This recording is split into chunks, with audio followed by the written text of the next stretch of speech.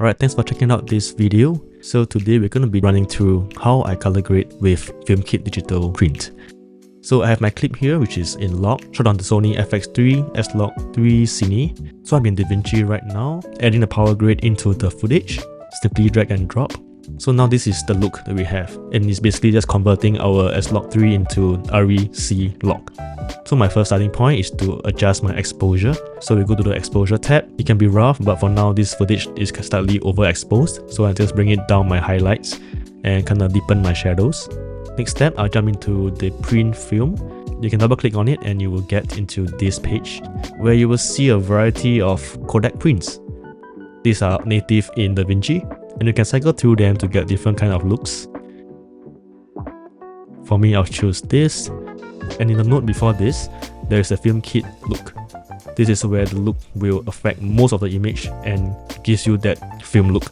After this, jumping off the group, you will see the Filmkid lab. In this Filmkid lab, you double click in, you can adjust all the settings in terms of halation, grain, your glow, sharpen, blur.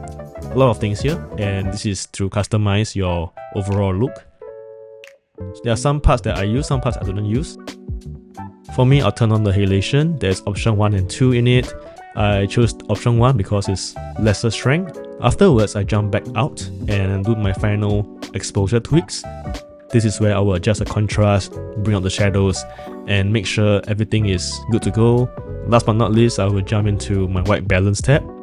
Tweaking your final colors. You want it to be warmer, cooler, and any other color tones you want.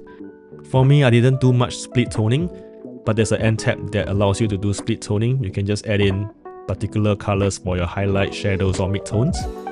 Afterwards, this is what you get. There's a link in this video where you can purchase the Filmkid LUT or PowerGrade. So thanks for checking this out, and if you need any details, please feel free to DM me, and I will see you guys.